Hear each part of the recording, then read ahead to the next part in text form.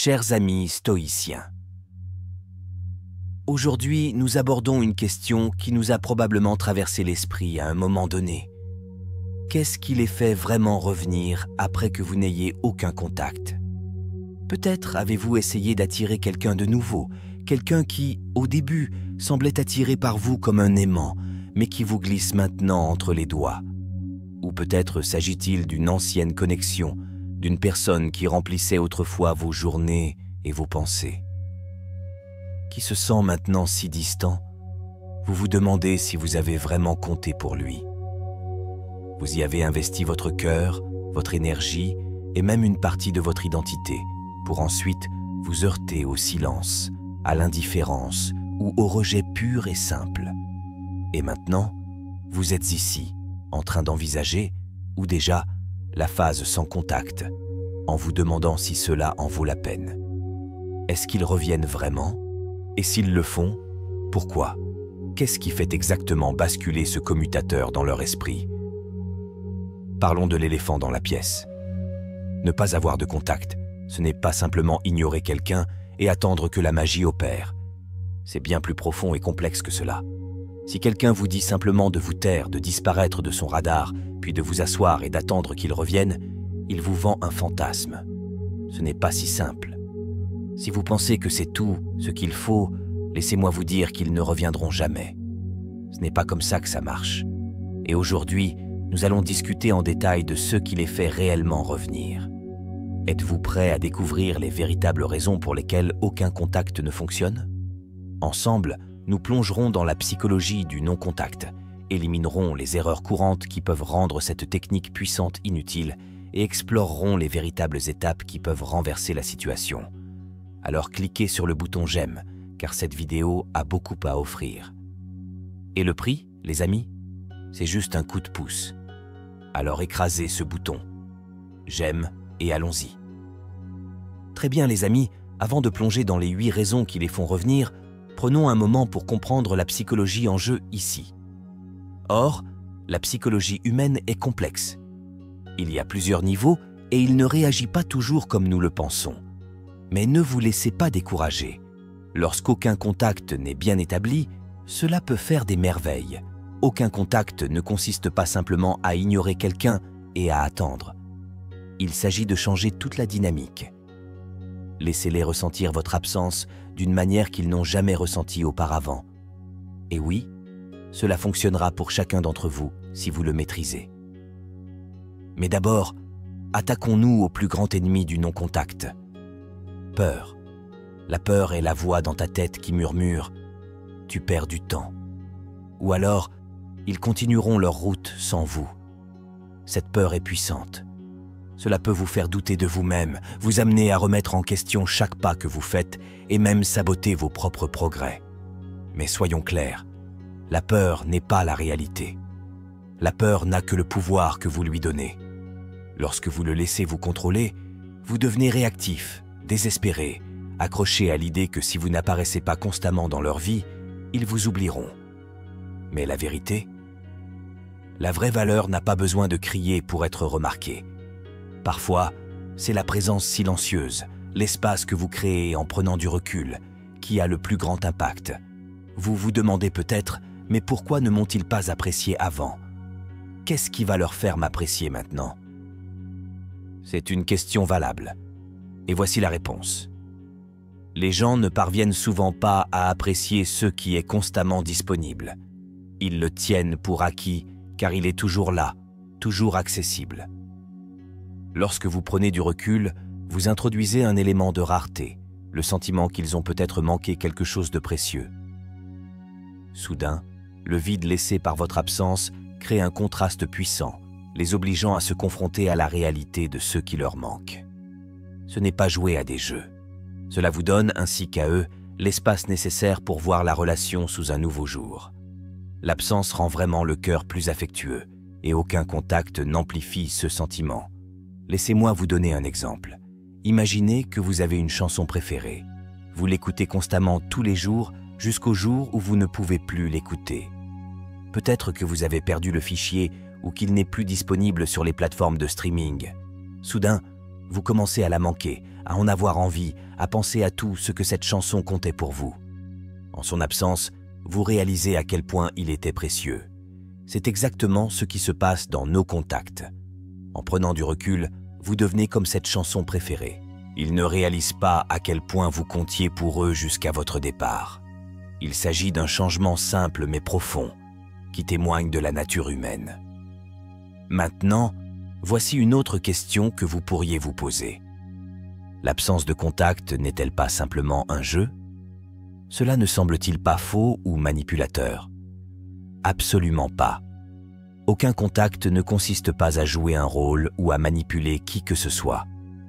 Il s'agit de respecter vos propres limites, de leur montrer, ainsi qu'à vous-même, que votre valeur ne dépend pas de leur attention ou de leur validation. Vous démontrez que vous n'êtes pas là pour être une option. Vous êtes une priorité. S'ils ne vous apprécient pas, c'est leur faute. Mais vous allez vous concentrer sur votre valorisation. Nos contacts consistent à récupérer votre énergie, à l'investir en vous-même et à leur permettre de réaliser ce qu'ils ont perdu selon leurs propres conditions. Lorsque vous prenez du recul, vous envoyez un message qui dit « Je suis seul. Ma présence est un cadeau. » Faites-leur ressentir le poids de votre absence. Faites-leur voir que vous n'attendez pas. Et dans cet espace, ils commencent à remettre les choses en question, se demander s'ils ont fait une erreur, ressentir l'attrait de la curiosité et du regret. Et s'ils ne reviennent pas, eh bien, c'est le signe qu'ils n'ont jamais vraiment été faits pour vous. Quoi qu'il en soit, vous gagnez, car aucun contact ne vous met en position de force. Et oui, ils reviendront probablement. Pourquoi? Parce que c'est la nature humaine. Bien sûr, vous leur avez peut-être donné quelques noms colorés en signe de frustration, mais cela ne signifie pas qu'ils sont à l'abri du regret. Reste fort. Ils devront revenir en rampant en réalisant ce qu'ils ont manqué. Passons maintenant à l'affirmation d'aujourd'hui. Et les amis, laissez-moi vous dire que certains d'entre vous rejettent ces affirmations comme si elles étaient facultatives ou légères. Croyez-moi, c'est votre plus grosse erreur. Les affirmations sont puissantes. Ils constituent le fondement de l'état d'esprit que vous construisez. Comme le dit le proverbe, ce que nous nous répétons à plusieurs reprises. Alors engageons-nous à le faire. Dites-le avec moi, les amis. Ma présence est un cadeau, une fois de plus avec conviction. Ma présence est un cadeau. Ne vous contentez pas de le dire. Croyez-le, vivez-le, incarnez-le. Ce n'est pas parce qu'ils n'ont pas vu votre valeur que vous n'en êtes pas digne. Quand vous comprenez vraiment cela, vous n'attendez plus leur validation. Vous restez ferme en sachant que vous apportez quelque chose d'unique, de précieux et d'irremplaçable. Pour rendre cette affirmation encore plus forte, je veux que vous l'écriviez dans les commentaires. Ma présence est un cadeau, et vous vous demandez peut-être pourquoi nous demande-t-il toujours de les écrire. Voici pourquoi. Lorsque vous le mettez en mots, vous ne vous contentez pas de le dire, vous vous y engagez. L'écrire le solidifie dans votre esprit, le transformant en une déclaration. Alors ne soyez pas timide, déclarez-le haut et fort. Que ceci soit la déclaration qui vous ancre tout au long de ce voyage, parce que nous savons tous que votre présence est un cadeau. Et croyez-moi, ils s'en rendront compte aussi. Très bien, les amis. Maintenant que nous nous appuyons sur cette base solide d'estime de soi, examinons en profondeur les 8 raisons qui les poussent réellement à revenir. Allons au-delà de la surface et révélons la véritable psychologie derrière tout cela. Premièrement, ils vous voient prospérer sans eux. Alors les amis, la première vraie raison qui les fait revenir, c'est lorsqu'ils vous voient prospérer sans eux. Quand ils commencent à se rendre compte que leur vie leur semble un peu plus vide, un peu plus ennuyeuse. Au moment où tu n'es plus dedans, c'est alors qu'ils commencent à tout repenser. Vous voyez, toutes ces qualités comme le mystère, l'imprévisibilité et ce facteur de choc sont puissantes. Mais ils ne sont que la surface. Ce qui déclenche réellement ces réactions, c'est lorsqu'elles vous voient non seulement survivre, mais vraiment prospérer sans elles. C'est ce qui les atteint à un niveau plus profond. Pensez-y. Si vous êtes assis seul dans une pièce sombre, en espérant qu'ils le remarquent, Il n'y a là aucun mystère, aucune imprévisibilité. En fait, vous faites exactement ce qu'ils attendaient de vous. Ils savent déjà que s'ils vous quittent, ou si vous finissez par les quitter, vous serez là, attendant, peut-être même désespéré d'avoir leur attention. Alors pourquoi se sentiraient-ils réticents? Comment cela pourrait-il créer un mystère ou une intrigue? Ce n'est pas le SIA. Pour réellement avoir un impact, vous devez sortir de ce cycle prévisible. Vous devez faire quelque chose auquel ils ne s'attendent pas, quelque chose qui les amène à remettre en question tout ce qu'ils pensaient savoir sur vous. Maintenant, imaginez ceci. Ils vous voient vraiment heureux, vibrant, peut-être même plus épanoui que lorsque vous étiez avec eux. Ils vous voient prendre soin de vous, réussir, vous entourer de personnes positives et vivre de nouvelles expériences. Ce changement d'énergie est contagieux, intrigant, magnétique et pour eux, déstabilisant. Ils commencent à se demander « Ai-je vraiment fait le bon choix? Étais-je juste un chapitre de leur histoire ?» Soudain, la dynamique s'inverse et ce sont eux qui remettent en question leur place dans votre vie. Comme le dit le proverbe, le succès est la meilleure des vengeances. Il ne s'agit pas d'être mesquin, il s'agit de canaliser votre énergie pour construire la vie que vous méritez. Lorsque vous vous épanouissez sans eux, vous montrez que vous êtes fort, indépendant et capable de trouver le bonheur selon vos propres conditions. C'est ce à quoi ils ne s'attendent pas. Et c'est ce qui leur donne envie de revenir, dans l'espoir de récupérer une partie de votre monde qu'ils pensaient être toujours la leur. Vous vous demandez peut-être, mais comment puis-je réellement prospérer sans eux? Il ne s'agit pas de faire semblant.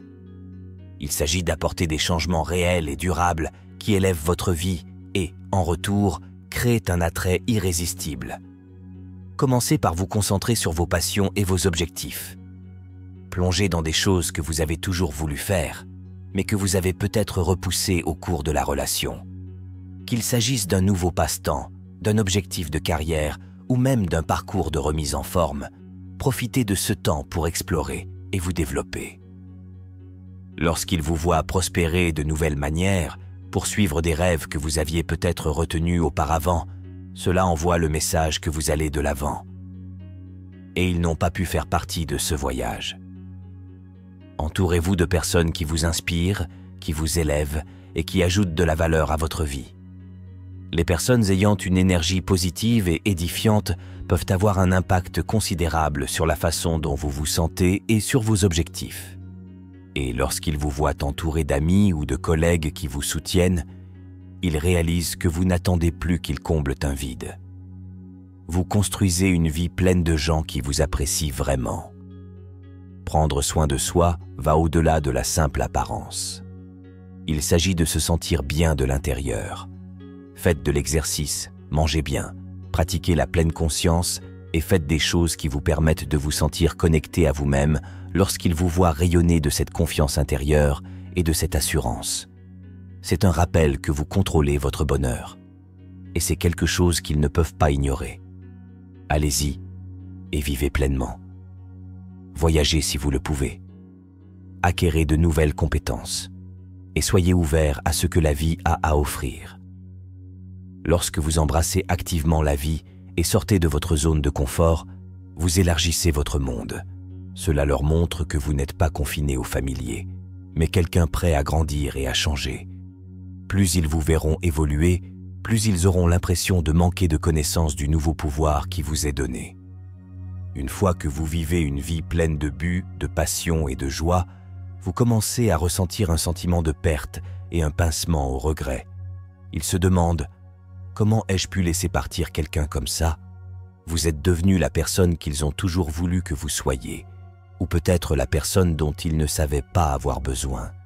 Cette prise de conscience frappe fort, car vous n'êtes plus une option simplement disponible. Vous vous épanouissez et ils n'ont plus accès à cette partie de votre vie. Ce changement de dynamique est comme un aimant puissant et silencieux.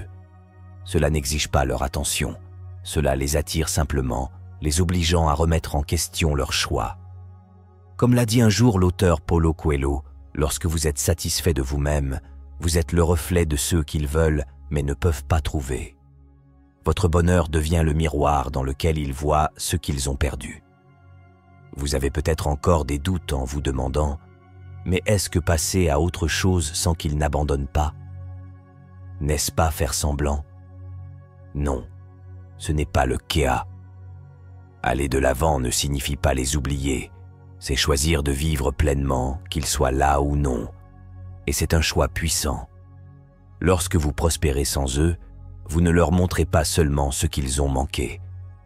Vous montrez également de quoi vous êtes vraiment capable. Vous ne prétendez pas prospérer, vous le faites réellement. Vous vous présentez d'une manière à laquelle ils ne s'attendaient pas. Et ce faisant, vous ne transformez pas seulement la dynamique relationnelle, vous transformez votre vie. Alors laissez-le être votre moteur. Ils ont besoin de vous voir vivre, grandir et atteindre de nouveaux sommets. N'attendez pas en espérant qu'ils le remarqueront. Au lieu de cela, accordez-vous l'attention que vous méritez et laissez-les comprendre à leur rythme que vous n'êtes pas quelqu'un qui attend. Vous êtes quelqu'un qui avance. Et rappelez-vous l'affirmation d'aujourd'hui. Ma présence est un cadeau. Acceptez cette vérité, car lorsque vous croyez cela, vous n'attendez plus que quelqu'un le reconnaisse. Vous le vivez. Déposez cette affirmation dans les commentaires si ce n'est pas déjà fait. Que ce soit une déclaration au monde et à vous-même que vous prospérez avec ou sans eux. Deuxièmement, la peur du remplacement. Alors, les amis, la deuxième vraie raison qui les fait reculer est enracinée dans un déclencheur psychologique profond, la peur du remplacement. Ce n'est pas seulement une légère inquiétude, c'est un sentiment intense de perte et de jalousie qui commence à s'installer lorsqu'ils réalisent que quelqu'un d'autre pourrait maintenant recevoir l'attention, la chaleur et l'énergie que vous leur accordiez autrefois. C'est la pensée inconfortable que la porte qu'ils avaient autrefois ouverte pourrait maintenant être fermée et que quelqu'un d'autre pourrait se tenir de l'autre côté, prenant sa place dans votre vie. Cette peur du remplacement peut les frapper plus durement qu'ils ne le pensent, suscitant le besoin de revenir et d'essayer de récupérer ceux qu'ils ont perdus. Imaginez ça.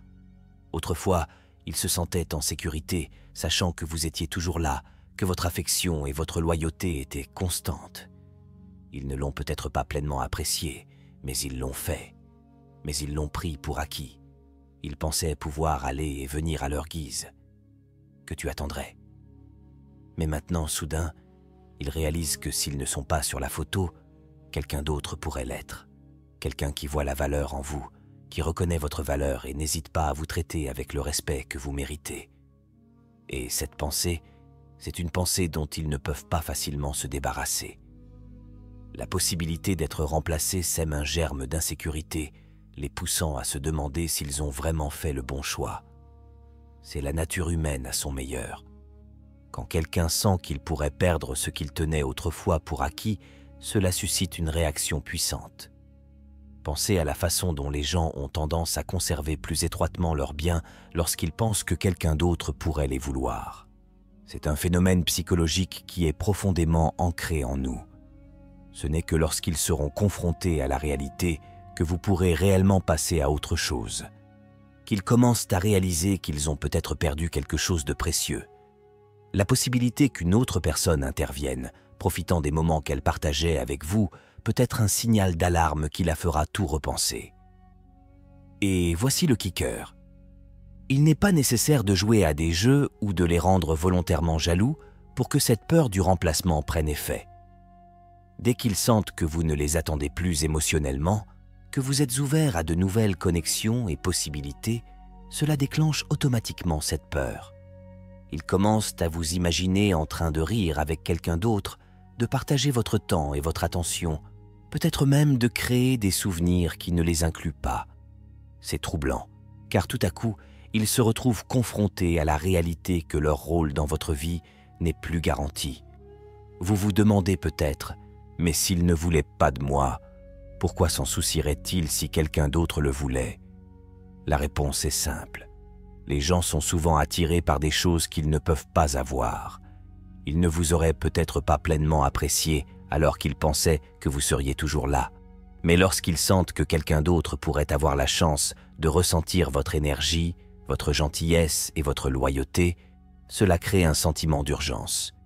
C'est comme s'ils regardaient un beau tableau qu'ils ignoraient autrefois et qui était admiré par quelqu'un d'autre.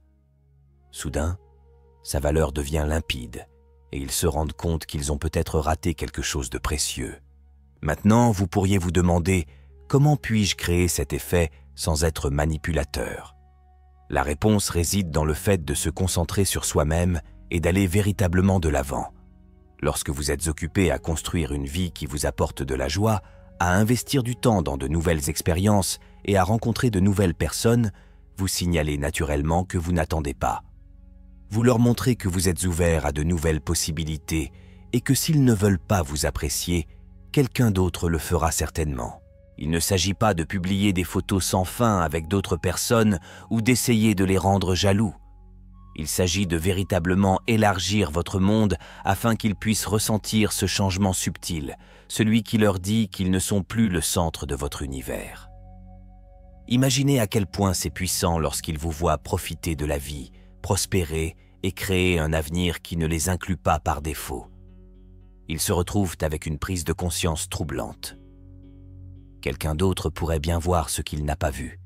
Cette pensée persiste, et cela suffit à susciter un retour. Il ne s'agit pas de vous vouloir par amour ou par véritable affection. Cela est souvent motivé par l'inconfort de vous imaginer avancer, trouver le bonheur et la connexion sans eux. Et parfois, la jalousie devient le catalyseur de leur réévaluation, leur faisant comprendre qu'ils ne veulent pas perdre ce qu'ils avaient avec vous. Cette peur du remplacement peut être si intense parce qu'elle est enracinée dans leurs propres insécurités. Il ne s'agit pas seulement de vous perdre, il s'agit de l'idée qu'ils pourraient être oubliés, remplacés et laissés pour compte. Cette pensée revient sans cesse dans leur esprit. Et si quelqu'un d'autre prenait le dessus sur eux? Ils imaginent quelqu'un d'autre bénéficiant de votre amour, de votre loyauté et de vos soins.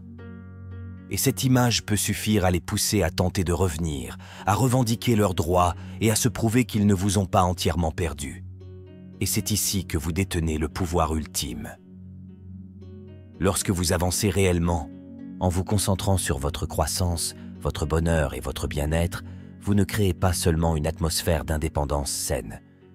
Vous vous donnez la chance de trouver quelqu'un qui apprécie vraiment ce que vous apportez. Vous n'êtes plus défini par leur choix, ni en attente de leur validation. Vous acceptez la réalité selon laquelle oui, ils voudront peut-être revenir, mais c'est désormais selon vos conditions. Alors, que ceci soit un rappel. Votre valeur n'est pas définie par leur intérêt ou leur absence. La peur d'être remplacé est une chose à laquelle ils doivent faire face et elle est enracinée dans leur propre choix. N'attendez pas en espérant qu'ils le ressentiront. Au lieu de cela, vivez pleinement, avec confiance et ouvertement. Comme le dit l'affirmation d'aujourd'hui, ma présence est un cadeau. Laissez-les en prendre conscience à leur rythme, mais en attendant, vivez comme si vous le saviez déjà. Si vous ne l'avez pas déjà fait, allez-y et déposez cette affirmation dans les commentaires. Ma présence est un cadeau. Que cela soit votre déclaration d'estime de soi, un rappel que même s'ils craignent d'être remplacés, vous n'attendez pas que quiconque réalise votre valeur. Vous le vivez déjà. Troisièmement, le déclencheur de l'ego. La troisième raison qui les fait reculer est quelque chose de fondamental dans la nature humaine, le déclencheur de l'ego. Lorsque vous n'entrez pas en contact, cela peut frapper leur ego, créant un puissant besoin de rétablir le contrôle ou la validation. Pour certaines personnes, il ne s'agit pas seulement de perdre quelqu'un, elles se rendent compte qu'elles n'ont plus l'influence qu'elles avaient autrefois sur vous. Cet ego meurtri peut devenir une force implacable, les poussant à revenir, ne serait-ce que pour se prouver qu'ils peuvent encore faire partie de votre vie. Imaginez ceci, ils se sentaient autrefois en sécurité, sachant que vous étiez émotionnellement investi, que tu ferais tout ce qui est en ton pouvoir pour eux. Peut-être qu'ils prenaient votre affection pour acquise, croyant que quoi qu'il arrive, vous seriez là. Lorsque vous prenez du recul, vous envoyez un message, consciemment ou non, qui dit « Je ne vous attends pas ». Cela remet en question leur perception de soi. Soudainement, ils ne sont plus le centre de votre monde, et ce changement peut être déstabilisant. Pour de nombreuses personnes, cette perte de pouvoir sur les émotions d'autrui peut être un choc avec la réalité, surtout si elles croient détenir tout le contrôle de la dynamique. Voici la tournure. Il ne s'agit pas toujours d'amour ou même d'intérêt véritable. Parfois, leur besoin de se reconnecter est motivé par le désir de réparer leur ego blessé. L'idée que vous pourriez passer à autre chose, ou, plus important encore, que vous n'êtes plus sous leur influence, peut créer un profond mal-être. Ils se demandent comment ont-ils pu s'en aller si facilement, ou bien m'ont-ils oublié? Ce questionnement interne les fait souvent reculer, à la recherche de ce sentiment familier de validation. Considérez la façon dont les gens se comportent avec les biens qu'ils pensent posséder. Lorsqu'un objet de valeur commence à leur échapper ou lorsqu'ils risquent de le perdre, ils se souviennent soudain de sa valeur. Votre absence fonctionne de la même manière. Cela les oblige à affronter la réalité. Ils ont peut-être perdu quelque chose qu'ils pensaient être garanti. Cette réaction motivée par l'ego concerne souvent moins vous que leur propre sentiment de contrôle, mais elle est suffisamment puissante pour leur donner envie de tendre la main. Vous vous demandez peut-être, n'est-ce pas juste un jeu? Non, il ne s'agit pas de jouer à des jeux. Il s'agit de prendre du recul et de récupérer son propre pouvoir. Votre estime de soi, votre indépendance et votre tranquillité d'esprit méritent d'être protégés. Et lorsqu'ils ressentent ce changement en vous, cela peut déclencher leur ego, créant une attirance qu'ils ne peuvent pas facilement ignorer. Numéro 4. L'effet nostalgie. La quatrième raison pour laquelle ils reviennent souvent est l'effet nostalgique. Lorsque vous n'entrez pas en contact, vous créez un espace qui leur permet de se souvenir des meilleurs moments de votre temps ensemble. Le rire, le soutien, les petites expériences partagées qui ont rendu votre lien unique. En votre absence, leur esprit commence à filtrer à travers les souvenirs, amplifiant souvent les plus positifs et atténuant les limites des conflits.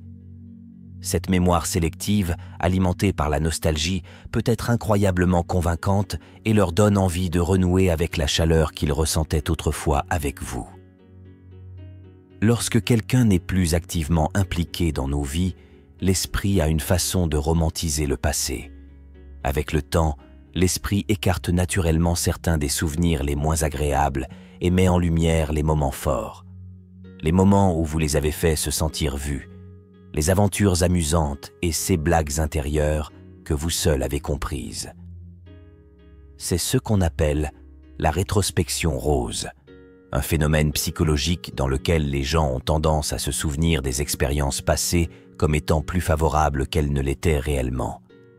Votre absence agit comme un déclencheur de ce processus, les obligeant à se concentrer sur le bien et à en avoir envie une fois de plus. Pensez-y comme à une vieille chanson préférée. Lorsque vous l'écoutez constamment, il devient une partie de l'arrière-plan et vous pourriez même en avoir assez. Mais quand vous ne l'avez pas entendu depuis longtemps, vous êtes soudainement frappé par une vague de nostalgie au moment où il revient. Vous vous souvenez des émotions que cela a suscitées et cela semble à nouveau frais et significatif. C'est exactement ainsi que fonctionne l'effet nostalgie dans les relations. Lorsque vous n'entrez pas en contact, vous créez le silence qui leur permet d'entendre la mélodie de la relation d'une nouvelle manière. Et ils commencent à manquer la mélodie de votre connexion. Ils peuvent commencer à se remémorer le réconfort que vous leur avez apporté, le soutien que vous leur avez apporté et les moments où vous les avez soutenus. Ces souvenirs peuvent sembler vifs et puissants, les retirant alors qu'ils ont envie de revivre le confort de ces moments. Ils pourraient se retrouver à dire « Les choses allaient tellement mieux quand ils étaient là » ou alors « Je n'ai ressenti cela avec personne d'autre ». La nostalgie devient un puissant facteur de motivation, car il ne s'agit pas seulement de vous, mais aussi de ceux que vous leur avez fait ressentir et des souvenirs qui ont façonné ce sentiment. Certains pourraient se demander « Et si les mauvais moments étaient importants ?» C'est le problème de la nostalgie. Il a une façon de masquer les imperfections. En l'absence de votre présence, l'esprit a tendance à romantiser en soulignant le lien et en minimisant les luttes. Cela ne veut pas dire que les défis n'étaient pas réels, mais plutôt que la nostalgie peut les rendre moins visibles par rapport aux aspects positifs. Comme nous le rappelle l'affirmation d'aujourd'hui, « Ma présence est un cadeau. Vous avez créé des souvenirs qui méritent d'être chéris, et l'absence de votre présence leur fait ressentir cette perte encore plus profondément. » Numéro 5. L'illusion de la perte. La 5e raison pour laquelle ils reviennent souvent est l'illusion de la perte. Lorsque vous n'entrez pas en contact, vous créez un puissant sentiment d'absence auquel ils ne sont pas habitués. Ce vide soudain déclenche une illusion de perte, le sentiment qu'ils vous ont peut-être perdu pour de bon, même si c'est eux qui se sont éloignés en premier lieu. Les humains ont une tendance naturelle à vouloir ce qu'ils croient ne plus pouvoir avoir, et cette illusion peut frapper fort, les poussant à remettre en question tout ce qui concerne leurs décisions. Lorsque vous êtes toujours là, ils ont la certitude que vous resterez quoi qu'il arrive. Mais maintenant que vous êtes parti, ils sont obligés d'affronter la réalité. Ils ont peut-être perdu quelque chose d'important. Il ne s'agit pas d'une simple absence. Cela ressemble à un changement permanent, une vraie perte. Cela fait appel à un principe psychologique appelé aversion aux pertes, où les gens ressentent la douleur de perdre quelque chose plus intensément que le plaisir de le gagner. En votre absence, ils ressentent cette douleur et elle persiste, les exhortant à tendre la main et à restaurer ce qu'ils sentent disparaître. Imaginez quelqu'un qui égare un bien de valeur, quelque chose qu'il a utilisé et tenu pour acquis chaque jour. Ce n'est que lorsqu'il a disparu qu'il réalise pleinement sa valeur et qu'un sentiment de panique s'installe. Ils peuvent commencer à chercher frénétiquement, revenir sur leurs pas, ressentant un mélange de regret et de nostalgie. La peur de vraiment perdre quelque chose a tendance à amplifier sa valeur dans nos esprits. Votre absence crée le même effet. Ils commencent à retracer leurs souvenirs, à se demander où les choses ont mal tourné et à espérer trouver un moyen de récupérer ce qu'ils auraient pu perdre à jamais. Ce qui rend cette illusion si puissante, c'est qu'ils commencent à se remettre en question. Et s'ils étaient vraiment partis? Et s'ils étaient plus heureux sans moi? Ces pensées créent une présence obsédante dans leur esprit, un sentiment de vide qui leur fait réaliser qu'ils n'auront peut-être jamais la chance de se reconnecter. L'illusion de perte devient si puissante qu'elle l'emporte sur la logique, leur donnant l'impression d'avoir abandonné quelque chose d'irremplaçable. Certains d'entre vous réfléchissent peut-être, mais n'ont-ils pas choisi de me laisser partir? Oui, ils l'ont fait. Mais dès que vous vous éloignez et que vous leur laissez ressentir cette perte, le choix qu'ils ont fait ne semble plus aussi satisfaisant. Ils auraient peut-être pensé qu'ils allaient passer à autre chose pour ensuite se rendre compte que leur vie semble plus vide sans vous. La peur de perdre quelque chose de façon permanente est un signal d'alarme, leur rappelant que vous étiez une partie importante de leur vie. Comme le dit l'affirmation d'aujourd'hui, « Ma présence est un cadeau ». Lorsque vous ne communiquez pas, vous leur montrez que votre présence était un privilège et non une garantie. Cette illusion de perte les oblige à reconnaître qu'ils ont peut-être abandonné quelque chose de vraiment spécial et que la pensée seule peut les faire revenir. Sixièmement, ils commencent à apprécier ce qu'ils tenaient pour acquis. La 6e raison pour laquelle ils reviennent souvent est qu'ils commencent à apprécier ce qu'ils tenaient pour acquis. Lorsque vous êtes constamment présent, faisant preuve d'attention, de soutien et d'amour, il peut être facile pour quelqu'un de supposer que votre gentillesse et votre loyauté sont garanties. Ils n'ont peut-être pas pleinement reconnu à quel point vous avez ajouté à leur vie, parce qu'ils étaient tellement habitués à vous avoir là, à vous présenter et à donner librement. Mais lorsque vous n'entrez pas en contact, vous créez un espace qui les oblige à réaliser tout ce que vous avez apporté. En votre absence, ils commencent à ressentir le vide laissé par votre présence. Ils commencent à remarquer les petits gestes, les textes réfléchis, le soutien émotionnel et la compréhension qui leur ont toujours été offerts. Soudain, les choses qu'ils considéraient autrefois comme normales ou attendues se sentent incroyablement précieuses. C'est comme perdre l'accès à quelque chose d'essentiel dans leur vie quotidienne. Ce n'est qu'une fois disparu qu'ils réalisent le confort et la stabilité qu'il leur a apporté. Ce changement entraîne souvent une prise de conscience inconfortable. Ils auraient pu supposer que votre attention était infinie, que vous seriez toujours là, quelle que soit la façon dont ils vous traiteraient. Mais maintenant, dans l'espace calme où se trouvait votre voix, vos rires et votre soutien, ils voient ce qu'ils ont perdu. C'est comme vivre avec un soleil constant et se réveiller un jour pour constater que la chaleur et la lumière ont disparu. Cette absence leur donne envie de la luminosité que vous avez ajoutée à leur vie, leur faisant regretter les moments où ils prenaient tout cela pour acquis. Cette appréciation rétrospective peut sembler intense. Ils commencent à se souvenir des moments où vous avez fait tout ce qui était en votre pouvoir pour les aider, des fois où vous avez écouté sans jugement, et comment vous avez rendu leur monde plus coloré et plus significatif. À chaque souvenir, leur impact leur est rappelé, et ils commencent à comprendre que tout le monde ne leur aurait pas offert le même dévouement et les mêmes soins. Ils pensaient peut-être qu'ils trouveraient cela avec quelqu'un d'autre, mais ils commencent maintenant à réaliser que votre présence était unique et qu'ils ne peuvent pas facilement la remplacer.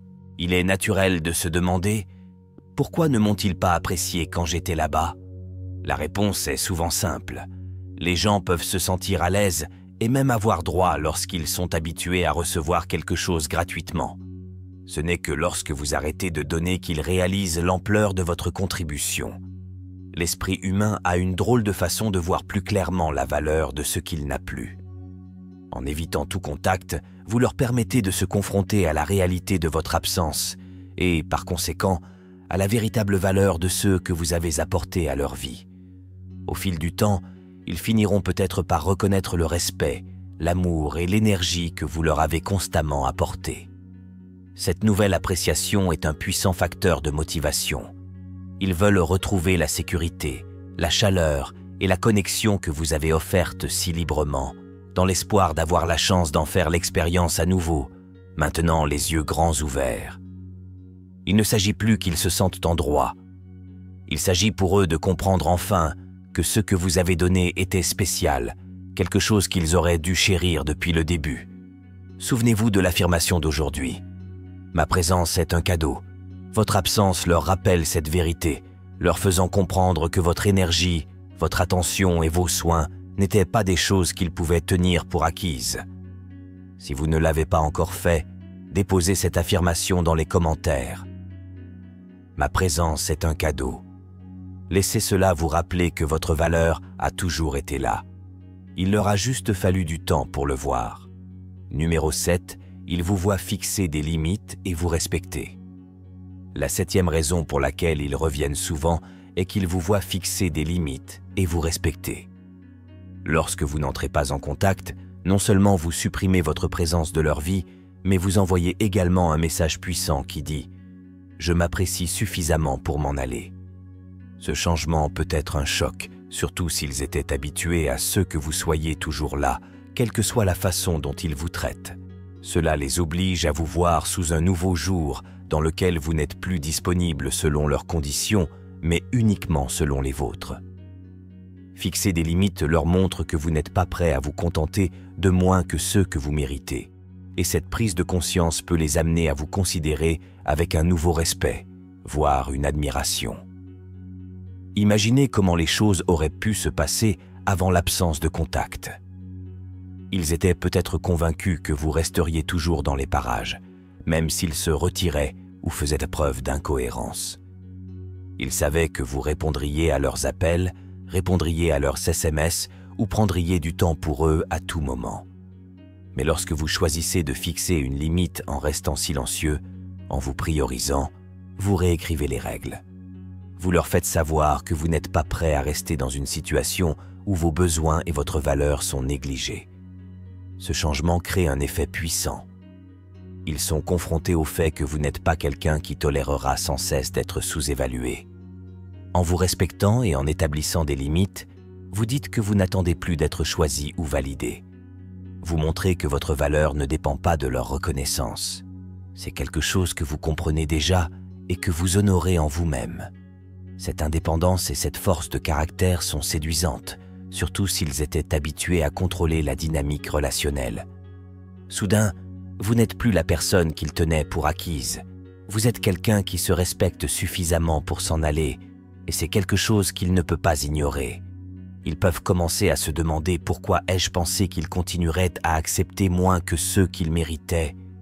Ce respect de soi les oblige à se confronter à leur propre comportement, conduisant souvent à des moments d'introspection.